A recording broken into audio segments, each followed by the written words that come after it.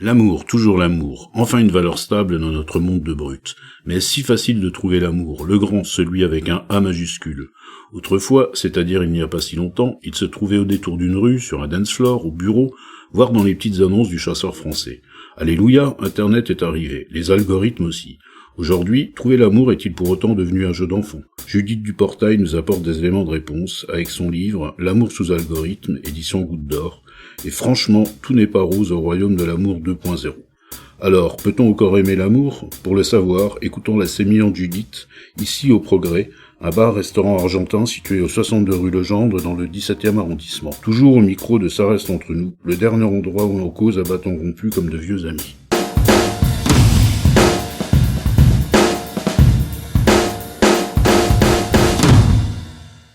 Bonsoir Judith, comment ça va?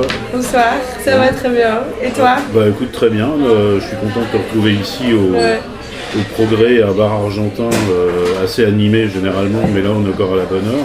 C'est au 62 rue Legendre dans le 17e arrondissement. Et on va naturellement parler de ton livre L'amour sous algorithme, dont on parle beaucoup d'ailleurs, mais on n'a peut-être pas tout dit. Ouais. Et bah Chine d'abord, pour commencer. Chine, ouais. Santé. Alors comment ça s'est passé cette histoire de Tinder? En fait, est-ce que les gens de ta génération sont obligés de passer par Tinder pour rencontrer des gens aujourd'hui? Enfin Tinder ou un autre site de rencontre? Obligé, je dirais pas, mais je dirais quand même que c'est un peu incontournable. Ouais. Enfin, ça fait partie des façons dont on se rencontre, qui deviennent de plus en plus banales, comme avant on se rencontrait au boulot, ou on se rencontrait dans les soirées. Ouais, ça fait partie des trucs normaux pour se rencontrer, quoi. Enfin, à lire ton livre, on a quand même l'impression que ça crée un filtre.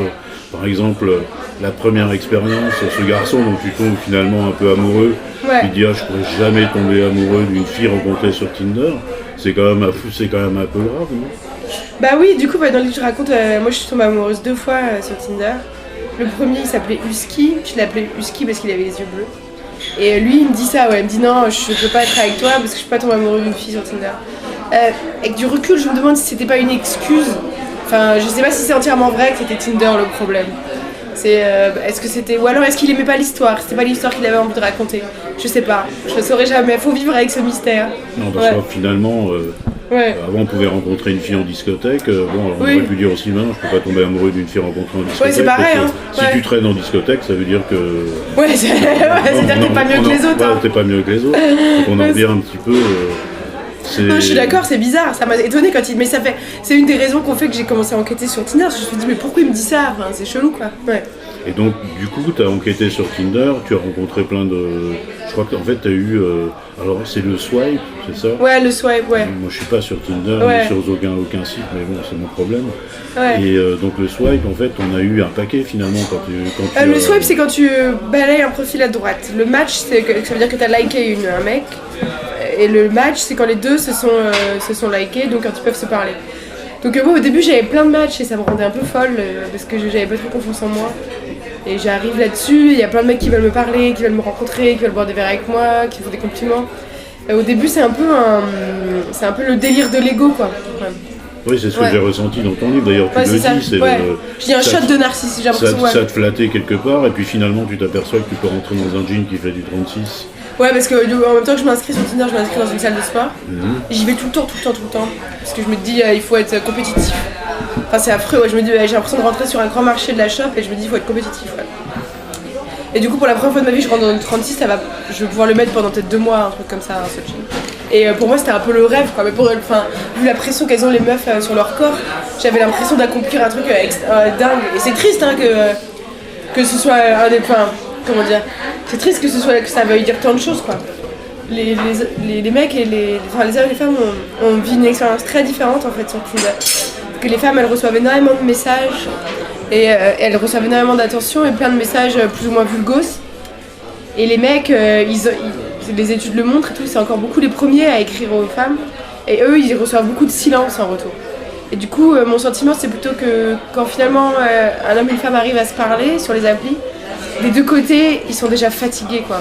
Parce que le mec, il a déjà envoyé 10 messages qui sont restés dans le vent, et la meuf, elle a déjà reçu 10 photos de bite. Et du coup, moi, j'ai plutôt l'impression que ça nous éloigne encore plus. Et tu veux dire que ça crée de la frustration aussi quand Ouais, même. ça crée de la frustration, ça crée de la méfiance envers l'autre sexe, et pour des raisons très différentes. Et ça crée une forme d'appréhension encore plus forte, moi je dirais. Même On si perd un peu de l'empathie, quoi. On perd un peu d'empathie pour les mecs à force de recevoir des trucs. À force de tomber sur des connards et qui t'engueulent si tu réponds pas tout de suite, qui t'envoient des photos de leur bite si tu réponds pas tout de suite, qui te disent que t'es gros si t'arrêtes de leur répondre, qui te disent suce ma bite au bout de 3 messages. Après, même quand il y a un mec sympa qui va te parler, bah tu te méfies, quoi. Ouais, C'est humain. C'est humain. Enfin, ouais, c'est humain. Et je pense que pour les hommes, au début, ce qu'ils racontent, c'est qu'ils se font chier à faire des messages personnalisés, à regarder le profil de la nana, à faire des petites blagues. Ils font ça 1 fois, 2 fois, 3 fois, 4 fois, 5 fois, puis en fait, les filles elles répondent pas. Et au bout d'un moment, ouais, ils font plus d'efforts non plus parce que ça les saoule. Donc en fait, mis bout à bout, je vois pas ce qui peut nous arriver de bien, quoi, à continuer comme ça. Donc c'est une expérience qui t'a fortement déçu. Ouais, moi ça m'a. Mais en fait, c'est encore plus fort que ça. Ça m'a à la fois rendu accro et désespéré, quoi. Parce que j'arrive pas à m'empêcher de retourner sur Tinder, un peu à la recherche de. Mais vraiment pour rencontrer toujours quelqu'un ou... Non, pour me rassurer quelque part. Pour te conforter dans ce que tu penses de Tinder maintenant. Non, au début c'est pour me rassurer, pour me dire il y a d'autres mecs, t'inquiète, il y a plein de mecs. Tu vois, tu peux plaire à des mecs, ils te matchent, ils te parlent et tout. T'es pas encore foutu, quoi. C'est un peu ce que je me dis. Bah, si à ton âge, parce que maintenant il y a quand même pas mal de sites qui se créent pour ce qu'on appelle les seniors. Ouais. Et en fait, t'es encore loin de ça. Ouais, mais ça c'est ce qu'on dit, mais tu te rends pas compte de la pression qu'on met sur les nanas.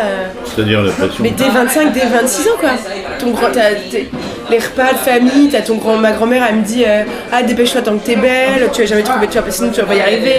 Les 1000 blagues que les collègues vont te faire sur je sais pas, les Catherinettes, l'horloge biologique, toutes les séries que tu mates à la télé où les mecs ils sont dégoûtés par les femmes de plus de 30 ans, l'anniversaire des 30 ans qui est une espèce de coup près où t'es censé avoir réussi ta vie. Franchement, les meufs, à partir de 25 ans, on a l'impression qu'on est déjà trop vieille, quoi. Et c'est pas enfin je sais pas comment dire, ouais, c'est une espèce de pression qu'on nous met en continu.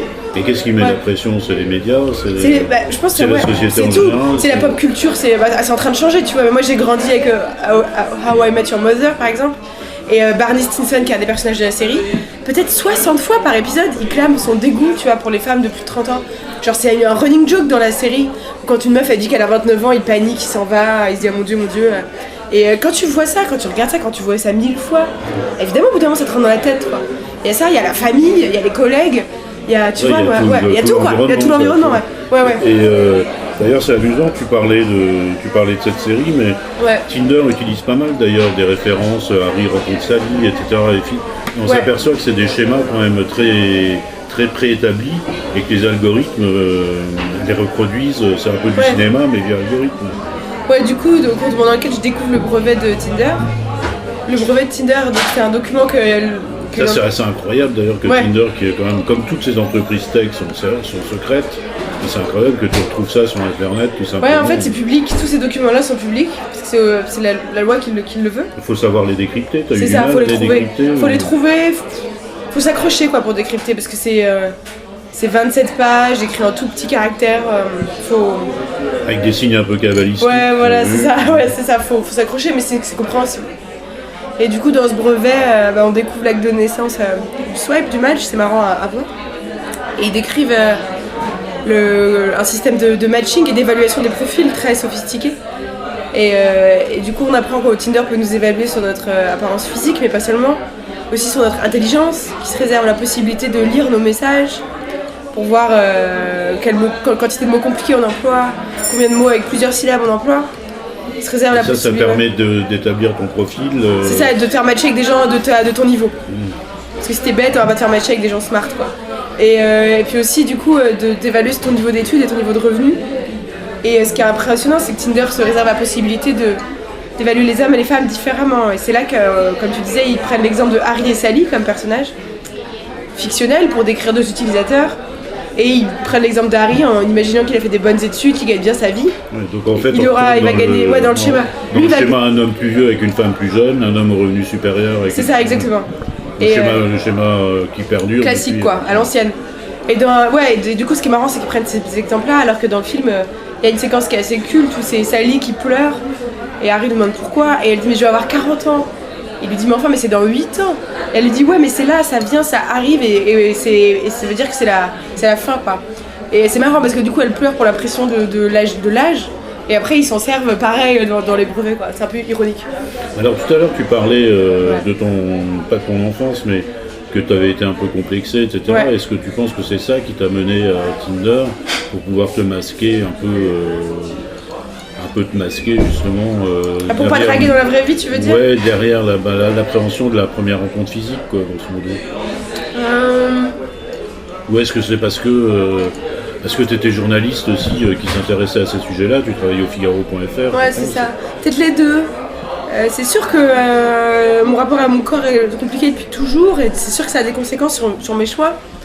Et peut-être c'était plus facile, en plus à l'écrit moi je suis plus à l'aise qu'à l'oral.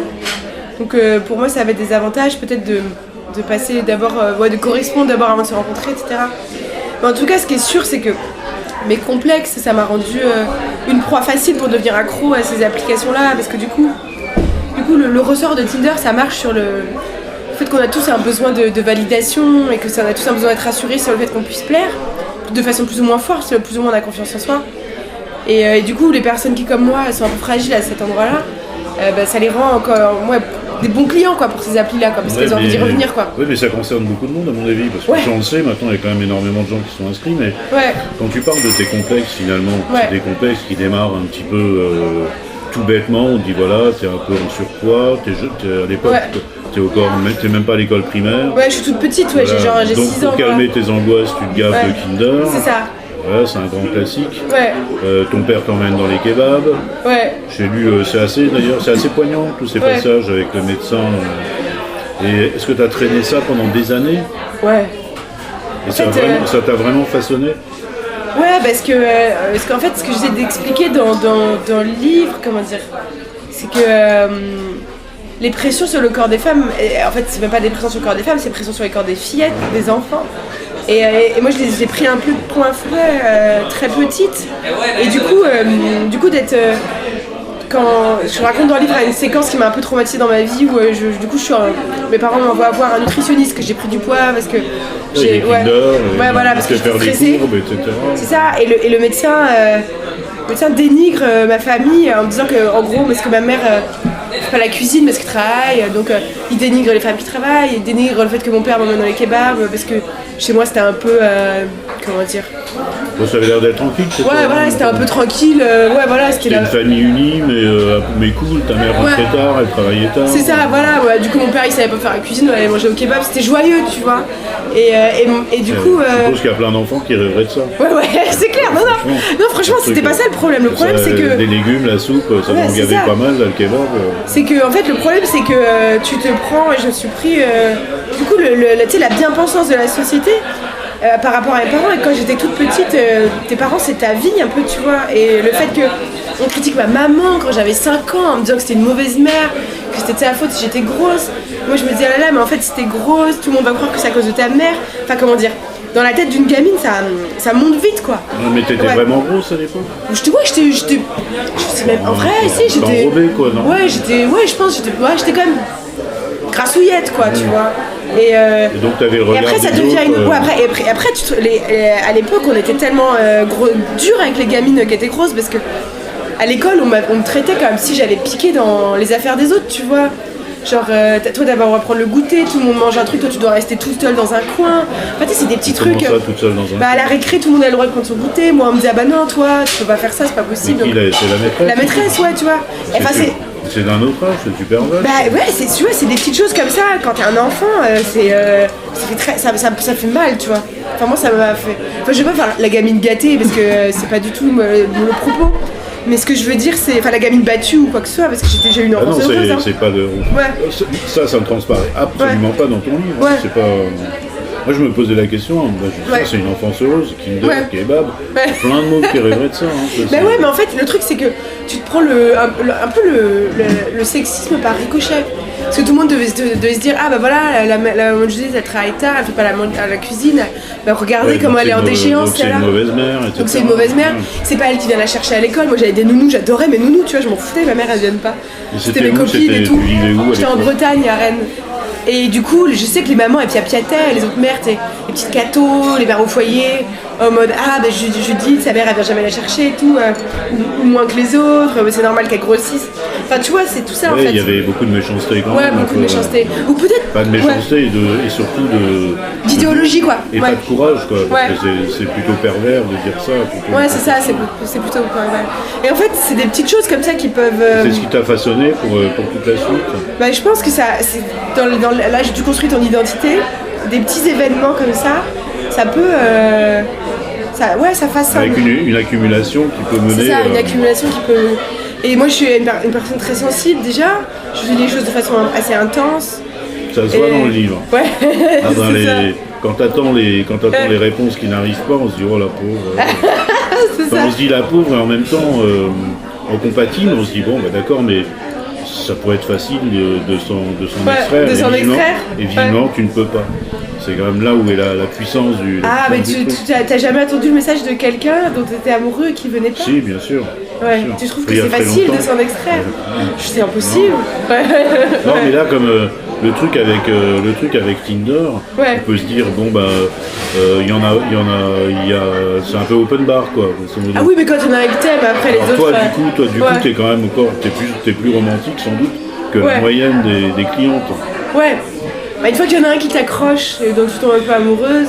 Ça devient comme une histoire d'amour classique. Non, bien sûr, et puis les autres ils peuvent t'écrire, tu t'en fous, je sais pas comment dire. Enfin moi en tout cas c'est comme ça quoi. Ouais. Oui parce que t'étais exclusive, c'est pas un truc de rencontre sexuelle. Non, ou alors j'ai eu des trucs plus de plan d'un soir et tout, mais j'ai pas voulu raconter ça. J'ai plutôt eu envie de parler d'amour et de sentiments et de. Parce que je trouve que c'est plus tabou en fait de parler d'amour que de sexe maintenant. Bah oui parce que l'amour c'est vrai que c'est presque devenu un sujet secondaire. Ouais. Mais là la force de ton témoignage effectivement c'est de mettre en rapport des choses très crues, c'est-à-dire pas très crues mais des algorithmes qui sont d'un raisonnement mathématique implacable et puis finalement l'amour qui est toujours un sentiment diffus et. Ouais c'est ça exactement et la force des émotions et puis qu'est-ce qu'on est quoi face à ces logiques, qu'est-ce qu'on est face à ces algorithmes et tout, à quel point on peut être manipulé. Moi je me demandais parfois est-ce que je suis un Sims en fait pour ces entreprises, tu vois, qui te mettent dans des rouages. Et moi quand j'ai appris qu'on avait une note secrète sur Tinder. Ça c'est incroyable quand même la note secrète. Ouais c'est incroyable. En fait c'est une note qui calcule ton potentiel de désirabilité. Ouais, c'est exactement ça. Et du coup je me disais mais j'arrive même pas à me représenter ce que ça voulait dire concrètement. Ça peut pas être sur des critères physiques. Bah, en fait, c'est sur ils expliquent que c'est le nombre aussi de personnes qui te like, etc. Mais du coup, je me disais, mais est-ce qu'ils ont un gros fichier Excel avec tous les profils et des notes en train d'évoluer en permanence? Enfin, j'arrive même pas à m'imaginer. Fichier Excel, il devrait faire des kilomètres. Bien sûr, c'est pas un fichier Excel. Évidemment, c'est pas ça, mais dans le sens où je veux dire, j'arrivais même pas à me dire, mais comment c'est stocké, à quoi ça ressemble physiquement? Et j'ai l'impression qu'on vit dans un monde qui est de plus en plus incompréhensible en fait, inimaginable. Cela étant, c'est pas uniquement dans le domaine des rencontres. Non, bien sûr, mais c'est pas pour autant que c'est pas intéressant. Voilà. C'est très intéressant. On vit avec. Ouais, c'est ça. Et pour revenir sur ton enfance qui est finalement un peu fondatrice de tout ça, comment tu t'extrais de tout ça? Bah, en fait, le livre, c'est aussi un peu l'histoire de mon combat, entre guillemets. Enfin, combat, c'était un mot fort. Et c'est aussi, je voulais. Pour moi, c'était important de faire une enquête journalistique et aussi de parler d'une enquête un peu sur mes insécurités et celles et que je découvre au fond de mon enquête qui sont aussi celles des autres femmes. Et je me rends compte que moi, j'ai grandi pendant longtemps avec des. Je suis un peu en l'air folle en disant ça, mais tant pis. Avec un peu des voix dans ma tête qui me disent toujours t'es pas assez bien, t'es pas assez belle, t'es pas assez mince, t'as trop mangé encore, t'as pas de volonté, t'es trop faible, t'es moche, à quoi tu ressembles, enfin, une espèce de truc dans ma tête en continu. Bah, tu te mets aussi des pressions. Bah bien sûr, mais c'est comment dire. Et en faisant ce livre, je me rends compte que toutes les meufs en fait, on a les mêmes voix dans la tête parce que c'est. Non, mais ça, je suis d'accord parce qu'il y a des pressions. C'est le patriarcat tu vois qu'on a en stéréo quoi. On est en duplex avec le machisme quoi. Et je me rends compte que petit à petit. Ça, le machisme, t'as commencé à en souffrir quand? Parce que finalement, on parlait des kinder et tout, ça c'est la première enfance quoi. L'école primaire, etc. Ouais. Donc après le lycée, ça se passe comment? T'es toujours en Bretagne? Mais avant de parler du lycée, je voudrais juste finir sur le truc des et du coup en faisant ce livre et tout, je me rends compte que un des trucs les plus rebelles que tu puisses faire aujourd'hui, ou un des trucs les plus forts politiquement et tout, c'est la douceur envers soi-même en fait. Les meufs, tu vois, peut-être à une époque fallait se foutre mais on pouvait avoir, je trouve que c'était fort de peut-être se foutre à poil, se raser la tête, ce machin. Et j'ai l'impression qu'aujourd'hui, juste être gentil avec soi, être cool avec soi, être doux avec soi, c'est un des trucs les plus poétiques que tu puisses faire. Se mettre moins de pression. Ouais, c'est ça, mais c'est hyper dur, hein. C'est hyper dur. Et du coup, aujourd'hui, tu le fais comment là? Tu te mets moins de pression? C'est un combat tous les jours. En disant je suis belle, je suis bien. Non, mais c'est un combat, je me dis, c'est juste. Je me rappelle de ça en fait, que c'est pas. Que cette pression que j'entends dans ma tête, c'est quelque part toute une industrie qui veut que je me sente affreuse pour que je claque ma thune pour me sentir mieux, tu vois. Pour te vendre des produits de beauté. C'est ça, j'essaie de me rappeler, de déconstruire un peu dans ma tête. Mais c'est un truc de tous les jours, quoi. Et je pense que, Et c'est aussi, je voulais un peu tendre la main aux autres nanas. Et j'espère, tu vois, pour parler de ça. C'est intéressant ce que tu dis, parce que ton livre, finalement, n'a rien de militant. Ouais. Tu parles de toi, on a bien compris, tu exposes des faits. On voit pas la portée militante, justement, de ton discours. Ah ouais, tu trouves?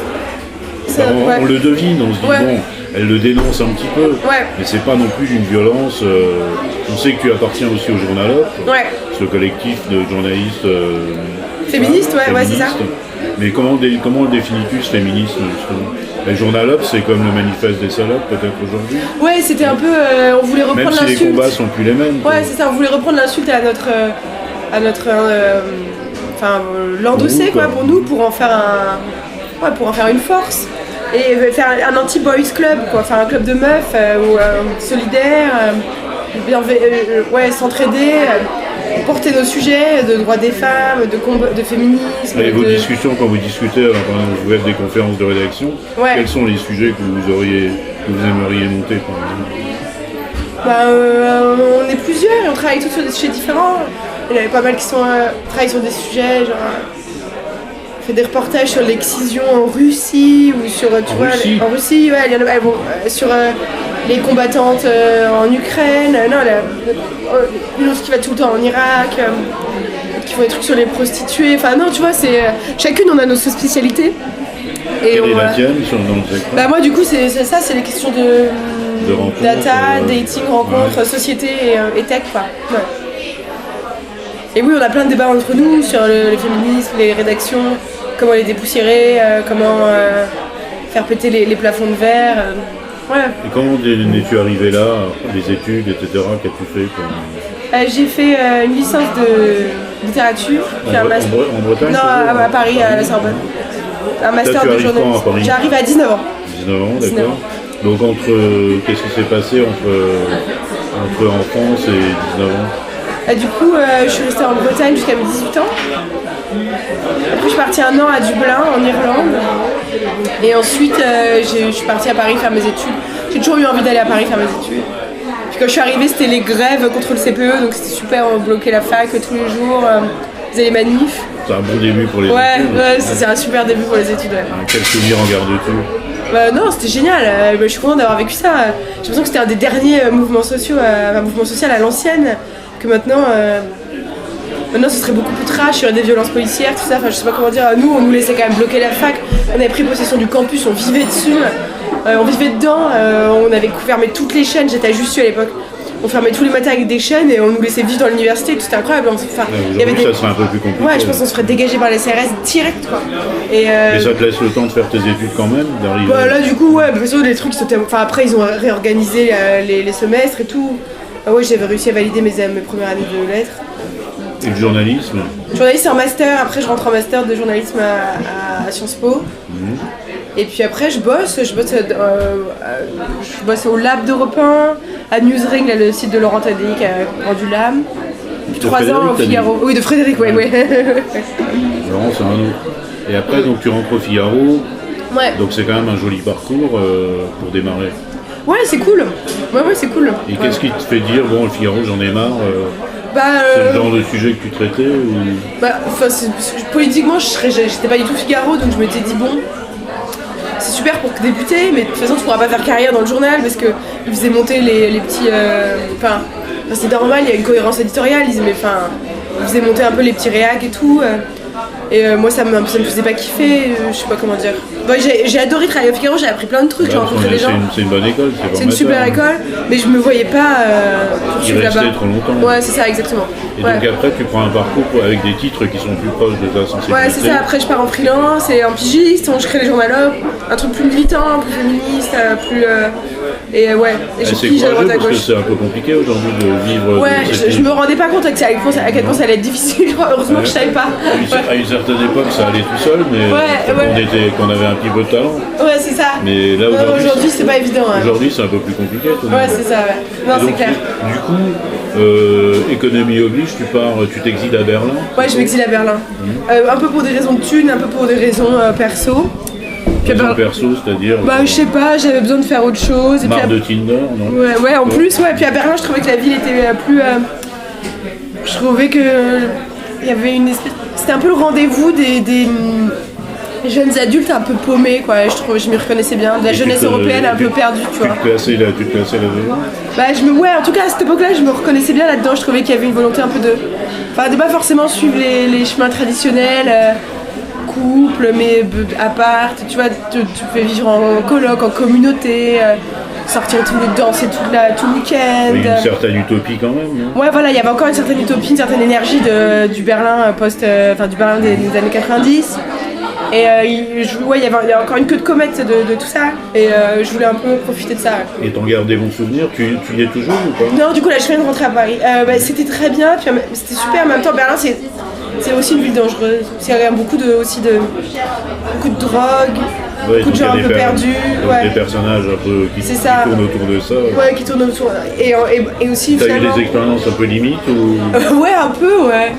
Les clubs de Berlin, ils ferment jamais, donc tu peux sortir le vendredi et rentrer le lundi matin, et il y a toujours des trucs à faire. La grande légende de Berlin, mais elle existe vraiment. Hein. Ouais, elle existe vraiment, ouais. Ouais, elle existe vraiment. Donc tu peux parfois te retrouver en soirée, faire un peu des excès, quoi. Et du coup, faire des trucs que parfois que tu regrettes un peu. Enfin, je veux pas vous donner une image sombre de la fête berlinoise, mais ça existe aussi, quoi. Tu regrettes, tu veux dire que tu fais des trucs... Non, mais pas de drame, mais tu vois... mais tu perds un peu le contrôle. Tu perds un peu le contrôle, ouais, c'est ça. Ouais, faire un peu des blackouts, pas de souvenirs... finir avec un mec, tu te dis est-ce que j'avais vraiment dû finir avec lui. Je parle pas de drame, de trucs de viol, quoi que ce soit, tu vois, mais de trucs un peu... Ouais, un peu limite, un peu où tu te dis j'aurais pu m'en passer, quoi. Ouais, voilà. Ouais. Mais ça t'a permis de reprendre confiance en toi, ça? Ouais, par contre, mais c'est bien quand même, parce que là je décris la part sombre, mais aussi une part... ça m'a permis d'écrire le livre, Berlin. Parce que c'est quand même une ville super créative, où c'est complètement accepté de prendre 6 mois, 8 mois pour travailler sur un projet perso, pas savoir si ça aboutit. Alors qu'à Paris, il y a une pression de ouf, je trouve, pour être busy, pour gagner de la thune. Économiquement, il faut puis en plus, il faut plus d'argent. Et puis c'est mal vu, par exemple à Paris, je trouve le mardi à 16h d'avoir rien à faire, d'être en train de lire dans un café, tes potes ils vont se foutre de ta gueule. À Berlin, c'est valorisé limite, tu vois. Tu veux dire qu'à Paris, il faut toujours être occupé, montrer qu'on est... J'ai l'impression que c'est très valorisé ce côté-là. Enfin, à Berlin, c'est l'inverse presque. Tu es resté combien de temps 2 ans, 2 ans. Et puis il y a toute une culture un peu du questionnement, des trucs de genre et tout qui est intéressante, quoi. Ouais. Ça t'intéresse beaucoup, ça aussi, toutes les questions du genre? Ouais, ça m'intéresse. Ça fait partie du combat féministe que vous menez ou quoi? Ouais, ça fait partie. Ouais, ça fait partie, ouais. Moi, en tout cas, de la liberté. Ouais. Moi, je suis d'accord. La liberté, du coup. Ouais, de la liberté. Pour pouvoir prendre certaines options. Ouais, alors moi, je suis pas du tout spécialiste des combats des transgenres et tout machin. Moi, je trouve ça intéressant. Mais non, ça, je m'y connais rien. J'y connais pas grand-chose, pour être honnête. Ouais. Et là, quels sont tes projets en écriture? Pour l'instant, là, du coup, c'est encore je termine la promo et j'ai envie d'écrire encore, mais quoi, je sais pas du tout, quoi. Tu veux refaire des livres? Ouais, je pense. Ouais, c'est dur, mais je pense, ouais. Et t'as eu pas mal de rapports avec Tinder, finalement. Est-ce que t'es toujours en rapport avec eux? Parce que au début, c'était... Je vois bien le truc, c'est on essaye de t'enrober un petit peu. Ouais, c'est ça. Et puis finalement, après qu'on voit que ça marche pas totalement, on commence à être un peu plus exigeant. Ouais. Est-ce que t'as eu des pressions? Oui, sur la fin, avant la sortie du livre, ils étaient assez agressifs. On envoyait des courriers d'avocats, bien faire comprendre que la moindre boulette, ils sont là, ils seraient prêts à bondir et ils n'hésiteraient pas à aller en justice, quoi. Faire des procès et tout. Après, je vois pas, on a vraiment fait très attention, travailler de façon très rigoureuse, tout vérifier. Donc je pense que, je vois pas ce qu'il il n'y a pas eu de réaction. Et pour l'instant, non. Enfin, à part le fait qu'ils aient annoncé abandonner le Hello Score. Mais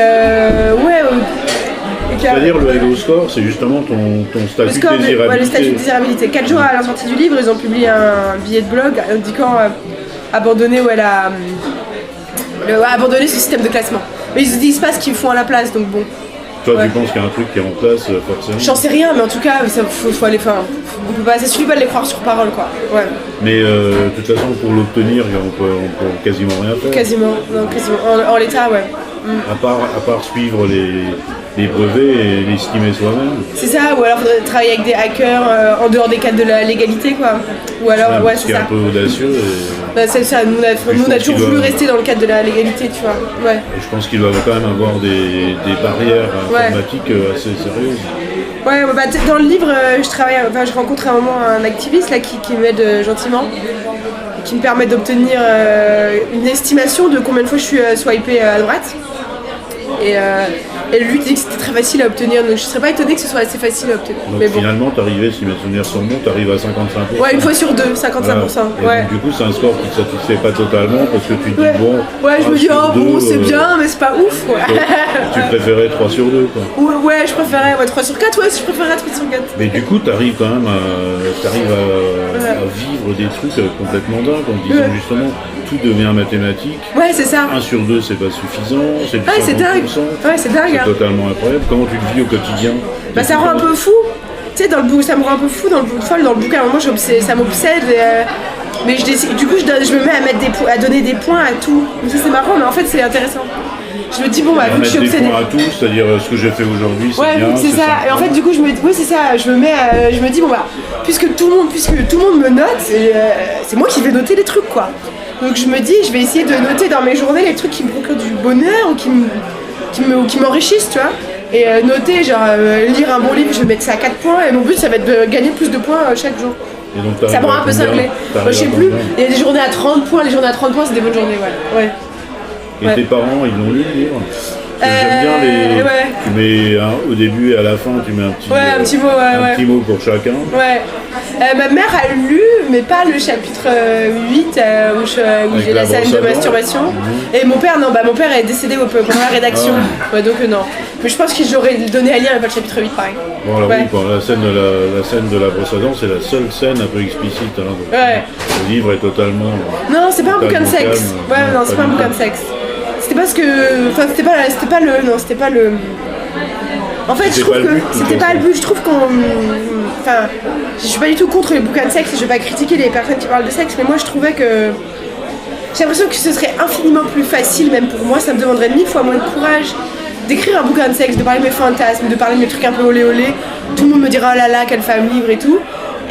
Alors qu'écrire un truc sur mes galères d'amour, de mes sentiments de solitude et tout, j'avais l'impression que moi ça me demandait beaucoup. Je trouvais que c'était plus fort. Tu n'es pas classique, mais tu recherchais une démarche classique, en fait. Non, c'est ça, et je trouvais que c'était plus tabou, quoi. Je trouvais que c'était plus difficile. Finalement, parler de sexe, tout le monde en parle aujourd'hui. Ouais, c'est ça, c'est exactement ça. Je trouve qu'on parle de ça. Féminine, les émissions, c'est ça. Partout. Ou alors, parler. C'est peut-être un peu too much d'ailleurs. Moi, je trouve qu'on en parle, surtout on en parle mal, j'ai l'impression. On en parle pas pour se la raconter. Et je lui montrais ses expériences comme on montre ses jalons à la guerre en disant moi j'ai fait ça. Soit on en parle pour. Puis il faut tout tester. Tout tester, machin. Du coup, moi je voulais parler, ma scène de cul, qui est la scène de masturbation un peu triste. Je voulais aussi dire que c'est ça aussi, quoi, ce qui se passe sur Tinder et tout, c'est une espèce d'excitation vide et de sentiment de pouvoir un peu étrange, parce que c'est un sentiment bizarre de pouvoir chauffer 4, 5, 6 mecs en même temps et que tous ils me mordent à l'hameçon, tu vois, t'as un petit sentiment de puissance. Oui, c'était cet épisode avec Bérénice, c'est ça? Non, c'est après Bérénice. C'est là, du coup, je parle avec des mecs et... Parce que Bérénice, en fait, c'est bien Bérénice, si mes souvenirs sont bons. Ouais. Donc, son pied, justement, c'était de chauffer les mecs aussi, de chauffer les mecs. Et puis elle se passait pour une prostituée et faire monter le tarif, Ça représentait un pouvoir sur les hommes, en fait. Et je comprends ce qu'elle veut dire, moi aussi, du coup, je joue avec ça, le fait que... Tu te dis, les mecs, t'as qu'à les siffler, ils arrivent et tout. Enfin, c'est moche de dire ça, mais ça donne un petit sentiment de pouvoir, mais qui en même temps à quel prix quoi, parce qu'après je sais pas, tu te sens tellement c'est pas, je sais pas comment dire, c'est pas de l'érotisme beau quoi, enfin beau, ça rend pas heureux quoi, ouais c'est super triste. C'est la machine qui rend triste. Ouais bah je sais pas, ou c'est ce qu'on, ou c'est non c'est ce que c'est, là pour le coup c'est moi-même parce que j'en ai fait, tu vois, et puis du coup après il y a un petit sadisme dans le sens où ce qui m'excite le plus c'est de me dire je leur réponds plus maintenant donc ils attendent. Et tu crois que c'est une vengeance, un peu une bien vengeance? Sûr c'est une vengeance, bien sûr c'est une vengeance, ouais c'est une vengeance des mecs parce que sur le moment là je suis blessée, je suis triste, j'ai l'impression que personne ne voudrait jamais de moi, qu'ils se trouvent des connards, enfin c'est débile à dire mais il y a des moments dans la vie où on perd un peu de foi quoi en le sexe imposé, puis ça revient hein mais ouais justement ça revient. ouais voilà ouais. Et c'est revenu normalement. La confiance en... Ouais, bah grâce au mec sympa, quoi, ou grâce... je sais pas comment dire. Ouais, ça revient, puis aujourd'hui, ta vie, c'est fini, tout ça, tu regardes. Ouais, c'est fini, tout ça. Tu regardes par curiosité, je suppose. Ouais, non, c'est fini, je suis plus accro à Tinder, je suis plus compulsive, non, c'est ça. Et donc tu rencontres des gens comment quand tu vas dans... Bah là, je suis fraîchement célibataire, donc je drague pas encore à nouveau, tu vois. T'es fraîchement célibataire? Ouais, je suis fraîchement célibataire. Alors bon, donc je suis pas encore à nouveau... T'es pas sur le marché non, c'est ça. Pas encore, ça va venir. Une période de latence. Voilà, exactement. Ça, c'est pour les auditeurs. Et ça a duré combien de temps? 1 an et demi, mon histoire, 1 an et demi. Pas mal.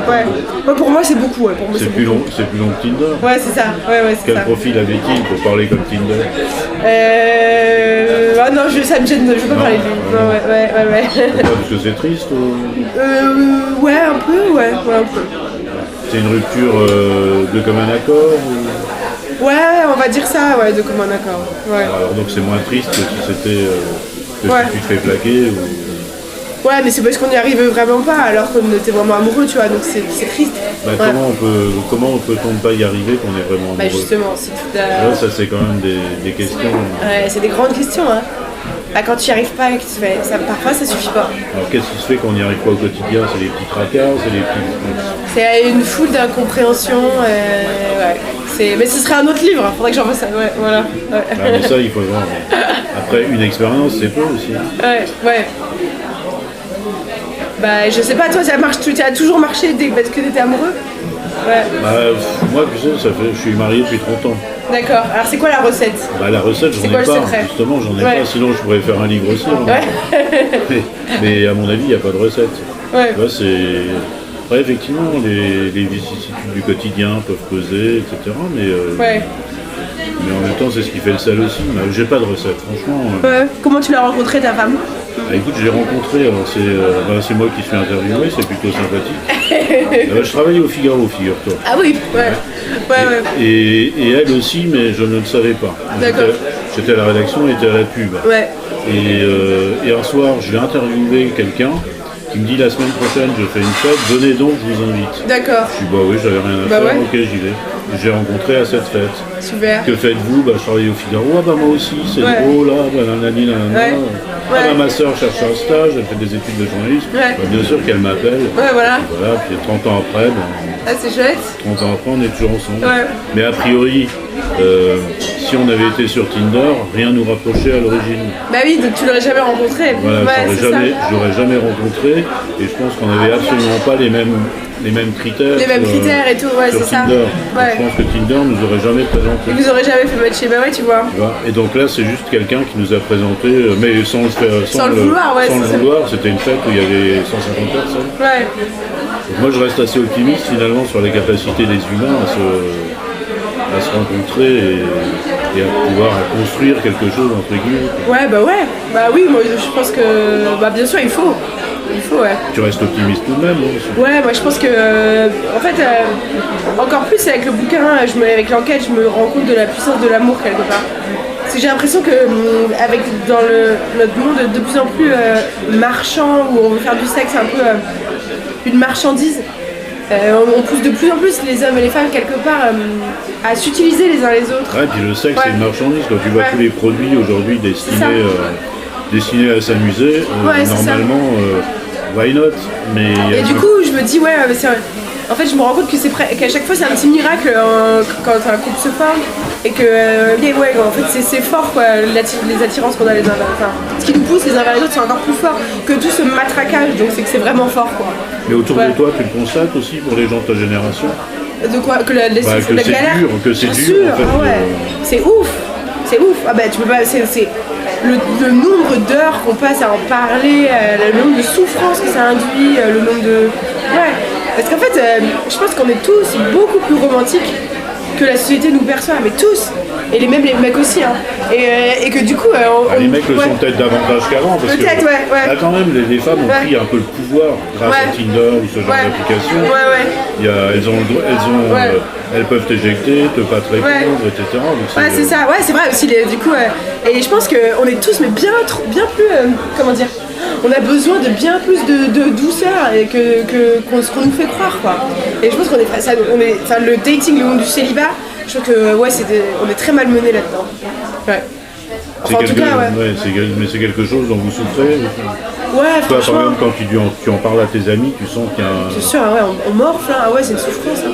Après, heureusement, il y a les amis, on se serre les coudes. Et bien sûr, mais ça fait... En fait, comment dire, être considéré comme un objet. Je parle pas du fait que si tu couches avec quelqu'un, t'es obligé de te marier et tout. Pas du tout. Tu peux avoir des histoires qui durent une nuit, qui sont très belles, très respectueuses, très rigolotes. Ça a toujours existé. Et ça a toujours existé. Et je veux pas faire la mère, la morale et tout. Mais en revanche, avoir un rencard, aller coucher tu couches avec un mec et tu sors des toilettes, t'as appelé un Uber, ça pour le coup, ça blesse, mais ça blesse et bien plus loin que ce qu'on veut croire, je pense, sincèrement. Tu vois, ce genre de truc, je sais pas comment dire. Ce côté, prendre les gens, les tèches, vraiment, tu vois, c'est pas juste on partage un petit moment. Je te consomme et je te jette, ouais. C'est pas juste on partage une petite parenthèse, toi et moi, puis après on fait nos vies. C'est pas du tout la même histoire. Et ce genre de truc, ouais, bien sûr, franchement, ça abîme. Et ça, c'est un peu l'habitude aujourd'hui. Ça arrivé, je connais pas toutes les meufs célib, toutes mes copines, ça va arrivé. Même les mecs, il leur arrive des sales trucs comme ça aussi. Enfin, tu vois, ouais, bien sûr, ça arrive à tout le monde, sincèrement, ouais.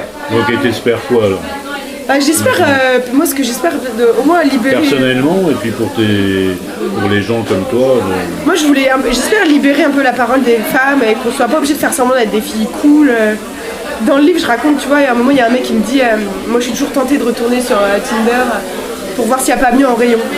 Oui, ça j'ai vu, c'est une expression qui tue un peu. Ouais, et moi mon premier réflexe, j'ai envie de lui gueuler dessus, j'ai envie de dire bah vas-y, va te faire foutre, je fais pas une boîte de concert. Et je le fais pas, tu vois, parce que j'ai un moment, je m'arrête un instant, je me dis c'est vrai, je dis il y a des filles super belles, il y a des filles machin, genre tu ferais mieux de faire d'être docile et gentille et pas le faire chier, quoi. Et ça, c'est...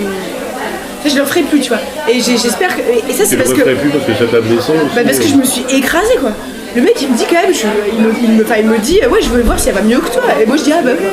Enfin, je sais pas comment dire, c'est chaud, quoi. En même temps, c'est ce que permet la technologie, mais c'est triste. Hein, mais ouais, c'est chaud, enfin, quand même, tu vois. Le mec, il est pas intelligent, parce que pour commencer une relation...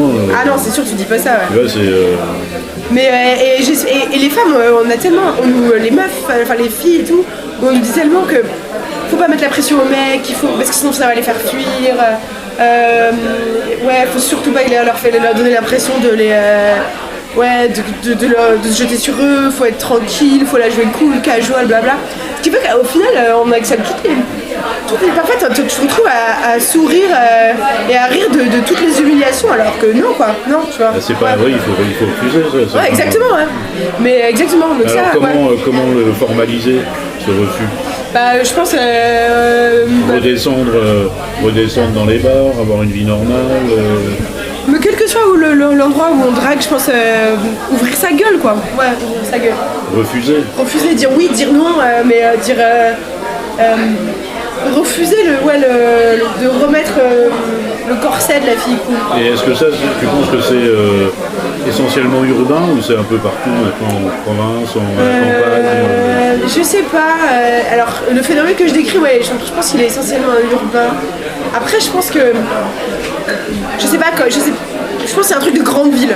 Je sais pas si entre Paris et Bordeaux c'est différent par exemple. Mais à la campagne, je pense que c'est encore un autre délire. Il faudrait explorer tout ça. Ouais.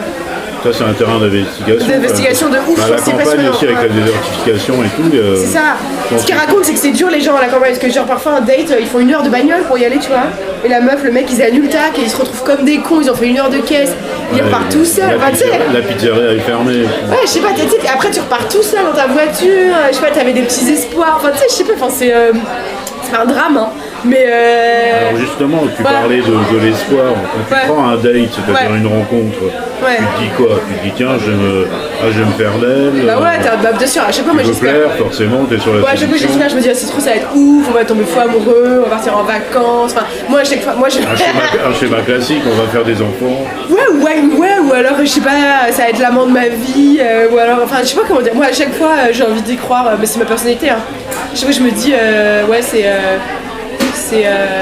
il va se passer un truc ouf. Donc si on fait le bilan, avec toutes tes dates, donc tu dis combien de dates heureux et le pourcentage de dates heureux et de dates malheureux. Ah ouais, t'as vraiment franchement je dirais 80% des dates c'est relou. Ouais. Relou parce après, on va dire 60%, t'as rien à te dire, c'est awkward et tout, machin. Mais bon, c'est pas désagréable, enfin si c'est désagréable, mais machin. C'est-à-dire 10% c'est vraiment des gros connards qui parlent de ton cul, tes seins, enfin machin. On va dire un autre pourcent c'est amical mais ça va pas plus loin, puis genre 20% parfois le mec il te plaît. Ouais. Ah, c'est peu quand même. C'est très peu. C'est peu je trouve pour un rapport temps. C'est ça, c'est un rapport temps exactement qui est peu. C'est faiblard quand même. Mais après quand j'ai réfléchi, là je dis sur Tinder, donc j'ai parlé avec 800 mecs, je tombe amoureuse de 2. Je me demande si dans la vie, il faudrait voir dans la vie, est-ce qu'on tous les combien on tombe amoureux Déjà à mon avis dans la vraie vie rencontrer 800 mecs c'est un peu plus compliqué. Ouais c'est clair. Ouais c'est clair. Avoir un rendez-vous avec 800 mecs. Ouais, non mais j'ai pas eu 800 rencarts, c'est sur l'appli. En discussion. Ouais voilà. Sur les 800 tu as discuté avec chacun je suppose. Parfois c'est salut, enfin oui mais on va dire j'ai quand même eu des discussions avec 800 mecs. Ouais voilà c'est ça. Mais ouais, tu te dis c'est quand même au niveau ratio, tu vois, 2 pour 800. C'est une prise de tête quand même fabuleuse parce que incroyable, t'es tout le temps sur ton téléphone. Ouais, c'est ça. Ouais, c'est ça. Ouais. Non, et donc ouf, maintenant, alors. Bah moi je suis plus sur Tinder, moi j'espère maintenant rencontrer des mecs dans la vie, ouais. Donc là t'es un peu en attente. Ouais voilà c'est ça. Tu réfléchis un peu. Et après j'ai hâte de retrouver mon prochain mec, moi j'adore être amoureuse et tout. Ouais, je suis impatiente. Hein. Ouais. Donc tu vas retrouver à Paris de toute façon. J'espère, oui vu que je me réinstalle à Paris. Ouais. T'as retrouvé un appart et tout Pas encore là, je suis en recherche, ouais. Parce que c'est pas toujours facile en ce moment. Non bah c'est clair, non c'est vraiment pas facile. Tu envisages des colocs Ouais, des colocs, comme j'ai pas beaucoup de thunes. Et en termes de boulot, non? Bah du coup je cherche à réintégrer une rédaction, j'en ai marre de la pige. J'ai besoin d'un peu de stabilité financière et tout. Ouais. Tu travailles toujours pour Grazia De temps en temps, ça fait un bout de temps que j'ai pas bossé pour eux. Ouais. Parce que ça c'était un bon. C'est un bon filon Grazia. Tu pouvais faire des sujets intéressants. Ouais, en plus ils sont sympas et tout, ouais.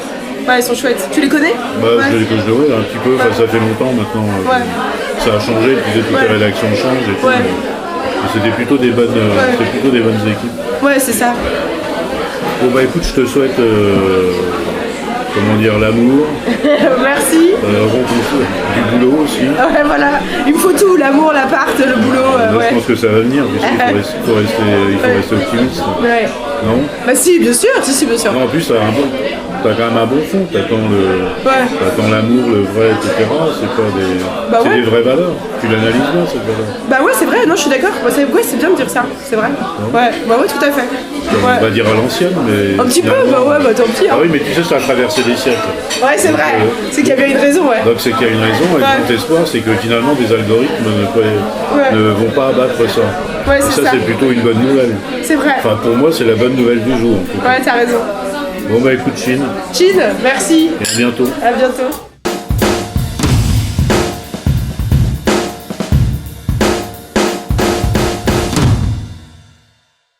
Merci d'avoir écouté cet épisode de Ça reste entre nous, en espérant vous avoir apporté les réponses que vous attendiez sur ce qu'est l'amour aujourd'hui. Ne vous privez surtout pas de vous abonner, de partager et de noter notre podcast, dont la règle est de toujours laisser la parole à l'invité.